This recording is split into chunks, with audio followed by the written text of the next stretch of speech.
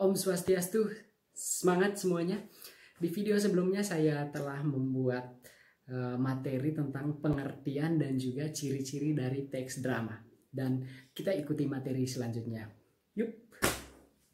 Yang pertama ialah tema. Tema merupakan keseluruhan dari cerita yang dibuat. Atau bisa dikatakan tema itu menjadi ide pokok yang menjadi dasar, atau menjadi pokok atau menjadi fondasi terciptanya suatu karya, yaitu teks drama. Yang kedua ialah judul. Judul merupakan nama. Judul itu berperan penting yang menunjukkan secara singkat bagaimana jalan cerita dari teks drama yang ditulis. Judul itu juga harus mampu membuat penikmat penasaran akan jalan cerita atau alur dari kisah yang dituliskan dalam teks drama tersebut. Misalkan, cintaku bersemi saat pandemi. Jadi, kalau kamu membuat judul seperti itu, orang akan penasaran. Situasinya sedang ada pandemi COVID-19, ya. Kalau misalkan situasinya seperti itu, nanti orang penasaran. Jadi saat pandemi COVID-19 situasi hatinya seperti ini. Jadi orang akan penasaran dengan judul yang kalian buat. Tentunya kalian juga punya judul tersendiri yang membuat orang tertarik ingin mengetahui karya kamu. Orang bisa mengetahui, nanti kira-kira ceritanya seperti ini. Yang ketiga ialah alur atau plot. Alur atau plot itu rangkaian cerita. Ada yang menyebutnya alur atau plot itu jalan cerita. Jadi alur atau plot itu terdapat di dalam alur atau plot terdapat 3 jenis. Bagian pertama yaitu alur maju atau progresif. Alur progresif itu dia maju. Jadi seperti ini. Kalian membuat atau menulis teks drama, kalian membuat setting waktunya di masa sekarang. Di masa sekarang menuju ke masa yang akan datang, ya. Jadi setting waktunya seperti itu, masa sekarang menuju ke waktu yang akan datang. Itu yang disebut dengan alur maju. Entah apapun tema yang kalian pilih, intinya kalian membuat setting sekarang sampai masa yang akan datang, itu disebut dengan alur maju. Bagian yang kedua dari alur ialah alur mundur, ya. Jadi ceritanya mundur. Jadi dalam membuat atau menulis teks drama yang menggunakan alur mundur, di mana setting ceritanya seperti ini. Kejadian-kejadian yang terjadi sekarang ini dipengaruhi oleh masa-masa sebelumnya. Jadi ada konflik-konflik sebelumnya. Penyelesaiannya di masa sekarang atau akibatnya masa sekarang. Ada konflik sebelumnya, akibatnya di sini. Atau ada konflik sebelumnya, penyelesaiannya terjadi pada saat sekarang. Itu yang disebut dengan alur mundur. Sedangkan alur campuran, yang ketiga alur campuran antara alur maju dan alur mundur. Jadi konflik di masa lalu, konflik di masa sekarang diselesaikan di masa depan. Ya. Konflik masa lalu, konflik saat ini diselesaikan di masa yang akan datang atau di masa depan. Jadi kata kunci dari alur yang pertama, alur maju sekarang akan datang, alur mundur dulu sekarang, alur campur dulu sekarang akan datang. Itu yang berkaitan dengan alur atau plot. Keempat yaitu tokoh atau penokohan. Tokoh yang pertama itu tokoh berdasarkan peran. Tokoh berdasarkan peran itu ada 2. Yang pertama tokoh utama, yang kedua ialah tokoh figuran. Tokoh utama ialah tokoh yang kemunculannya paling sering. Kata kuncinya kemunculannya paling sering. Sedangkan tokoh figuran, tokoh yang kurang muncul atau jarang muncul. Ya, itu yang pertama. Yang kedua berdasarkan watak.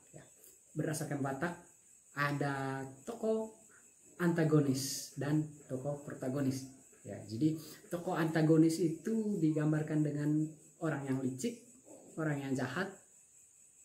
Sedangkan tokoh protagonis itu tokoh yang memiliki konflik dengan tokoh antagonis, itu tokoh protagonis. Tetapi ada juga Sumber lain yang menyebutkan bahwa tokoh protagonis ialah tokoh yang mendukung sebuah cerita. Yang ketiga, berdasarkan perkembangan.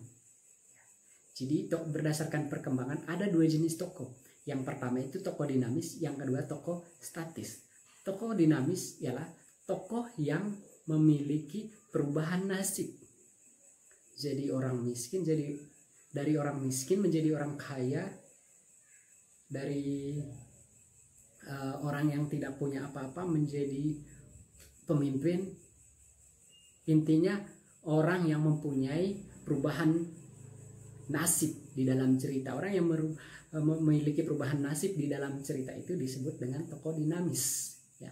Sedangkan tokoh statis itu tokoh yang tidak mengalami perubahan nasib. Jadi flat. Jadi pembantu-pembantu aja. Dari orang yang sombong-sombong aja. Sedangkan kalau dia sombong setelah itu berubah menjadi baik, maka itu disebut dengan tokoh dinamis. Kelima adalah dialog dan monolog. Dialog itu merupakan rangkaian percakapan di dalam cerita. Hey, what's up bro? Ya, itu kalau konteksnya atau pembicaraannya di dalam kehidupan sehari-hari remaja. Kadang-kadang mereka menggunakan bahasa Inggris bercampur dengan bahasa Indonesia. Bahkan ada yang menggunakan bahasa daerah. Contohnya bahasa Bali. Gitu. Sedangkan monolog adalah bercakap-cakap dengan diri sendiri. Rupanya dia itu temanku gitu ya. Tapi di dalam dialog dan monolog ini, mimik, kalian tahu mimik? Ekspresi wajah, perhatikan wajah saya. Oke. Ekspresi wajah itu sangat mempengaruhi. Kalau misalkan antara percakapan atau antara dialog dan monolog itu tidak sesuai dengan mimik, maka itu akan merusak cerita. Coba nanti kalian pentas. Kalian sedang dilanda musibah, tetapi ekspresi wajah kamu bahagia, itu nanti membuat orang apalah ini tidak bagus, gitu. Menilai kualitas karyamu itu tidak bagus, ya. Itu yang kelima, dialog dan monolog. Yang keenam ialah konflik. Konflik itu pertikaian. Konflik itu pertentangan. Kalau tidak bisa kedua kata sebelumnya, konflik itu masalah. Masalah yang terjadi di antara tokoh yang berada di dalam cerita tersebut. Jadi berdasarkan kata tokoh ada antagonis, ada protagonis. Jadi mereka berdua saling berkonflik. Jadi mereka berdua bermasalah. Jadi dari masalah mereka berdua ini yang akan membuat penonton penasaran, nanti ceritanya seperti apa, nanti endingnya seperti apa.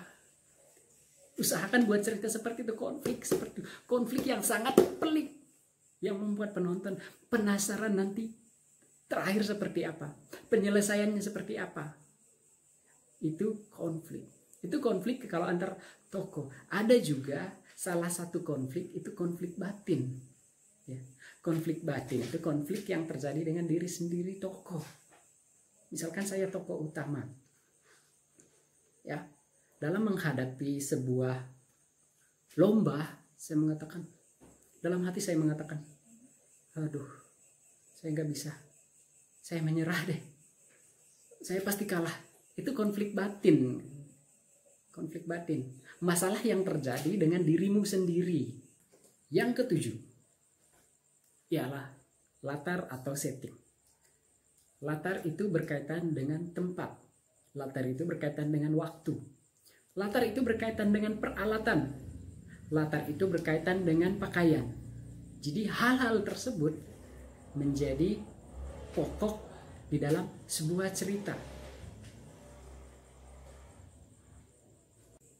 Hal-hal lain yang berkaitan dengan kehidupan tokoh di dalam cerita, bukan dalam kehidupan nyatanya, kehidupan tokoh dalam cerita itu merupakan bagian dari latar atau setting.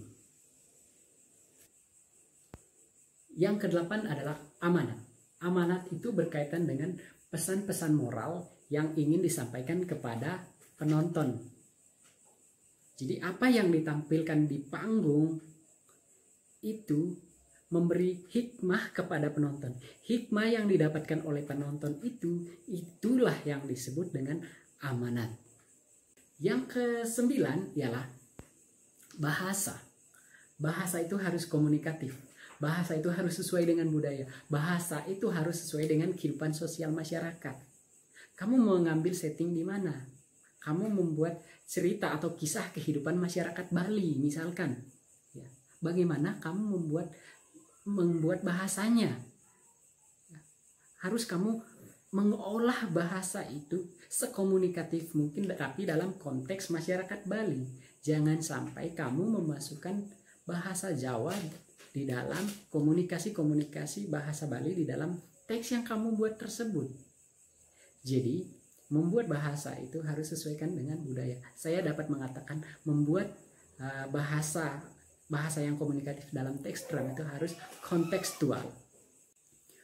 Unsur yang berada di luar atau unsur ekstrinsik terdiri dari